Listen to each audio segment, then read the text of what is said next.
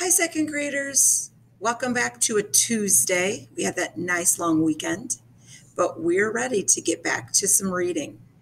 So this week we are going to continue with our story, Dear Juno, and we're going to review some skills that we've already talked about and maybe practice a new one. So get ready today to listen, pay attention, and get that thinking voice ready. So remember the word comprehension. Comprehension is an important reading skill. Comprehension means that we understand what we're reading. You are understanding the story you read. It's very important that we can read the words, but we have to know what those words are telling us to be able to retell a story or maybe look back if we need to find answers. So today we're going to look at this story. It's a short passage and it's called A Race Across Alaska. So when I read that title, I'm already thinking of all kinds of races. So I wonder what this one's about. Please listen as I read. Each March, I'm stuck on a word. We've talked about don't stop and give up. Okay, we can skip it and keep going. But look what the author did here. The author decided this could be a tricky word. So the author has written out how to pronounce the word. So when I look at this in parentheses here, these are called parentheses, it's telling me how to say this word. So I would pronounce it Iditarod. So that's called Iditarod. And notice it's capitalized, so it's a proper noun. So now that I've figured that out, I'm going to go back and start again so that I'm ready to understand what I'm reading.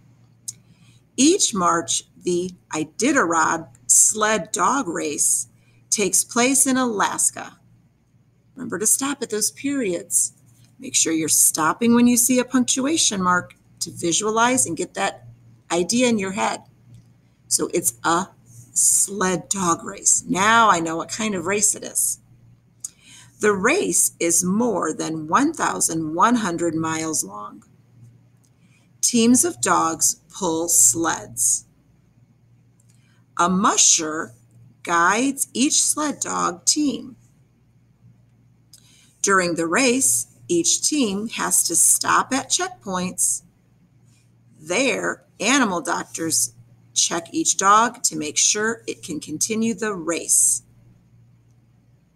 All right, I'm thinking about this is all about a dog race. And I was thinking how they do take care of those dogs and make sure it's okay to race. And they pull sleds. That's a race I've never seen. Let me go into paragraph number 2. Do you remember how when it's indented, that begins a new paragraph? So we just finished paragraph 1, and now I'm beginning paragraph 2. Long ago, sled dogs helped people in snowy places get from place to place.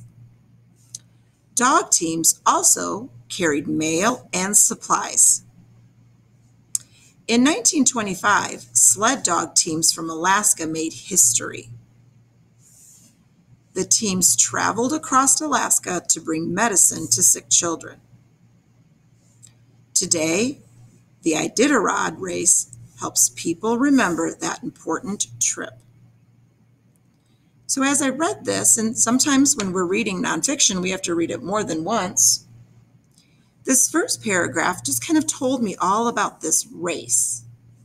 And the second paragraph told me kind of the story, how the race got started. It told me like the history of the race. Let's read some questions and see if we can answer them. If not, we can go back up and look in the passage. Remember, we're also going to try to find the evidence that supports what we've said and proves that we are right. So let's look at question number 1. Number 1 says, what is the, there's that tricky word again. And even if I'm having trouble reading it, I can do a match. Okay, I can find it up in my passage and I can see if I can figure out the answer. So, what is this? Is it A, a sled dog race? I think that's it. But good readers always check all of the answer choices before they make their final decision. Is it a town in Alaska? A type of medicine? I know it's not a type of medicine. I can get rid of that. That's a no way. And if I look back up into my passage to prove I'm right, to find that evidence, the Iditarod is a sled dog race.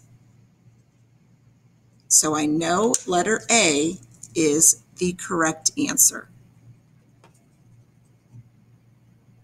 We're going to skip over to number 3 right now. When is the Iditarod? So when is that sled dog race? Oh, I don't remember. I better go back and check. I have choices of January, March, and May. Let's go back up and see if we can find out when it is. Oh, look right there. I found it. I'm so glad I went back and looked. Each March. So here is my evidence. The Iditarod sled dog race takes place in Alaska. That first sentence gave me a lot of information. So my answer for number 3 is March. That is when it takes place. Let's answer a couple more questions.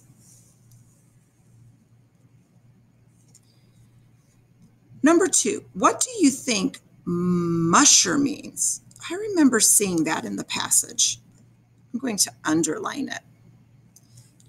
Is it A, a person who likes dogs, B, a person who guides a sled dog team, or C, an animal doctor? I remember they talked about these 2 choices. They really didn't talk about them, people who like dogs are in the race. So I'm going to kind of give that maybe that's a no way. And let's go back up and check. Sometimes authors take very important words and they make them bold in the text. So there's our word musher. It's a match. Musher and musher. So I'm going to focus right around there. And it says right here, a musher guides each sled dog team. That's right. So if we look at our picture, it's right here. It's this person right here that's guiding the sled dog team. That's the musher. So the musher is a person who guides the sled dog team. And our last question, why might sled dog racing be a popular sport in Alaska? Yeah, because they don't have it here where we live in Indiana. So we need to think about why might it be important in Alaska? Let's look at our choices. A, sled dog racing is part of Alaska's history. B, everyone in Alaska has a sled dog. Or C, sick children need medicine. I can get rid of this one. This is a no way. That is not why they have that race. That's not why it's popular. I do remember them talking a lot about the history of the sled dog race in that second paragraph. Let's go back and check. Right here. This was when, in 1925, the sled dog team from Alaska made history. And it says on our last sentence today, the Iditarod race helps people remember that important trip. So it deals with the history of the race being in Alaska. So the answer choice was letter A. So some questions are easy to find. We can go up and find it right away. Others take maybe just a little problem solving and looking for clues. That was like in number 4. But now that I've taken my time and I've read it slowly and visualized, I do understand this passage a lot better. So that's my goal for you. Slow down and read things carefully.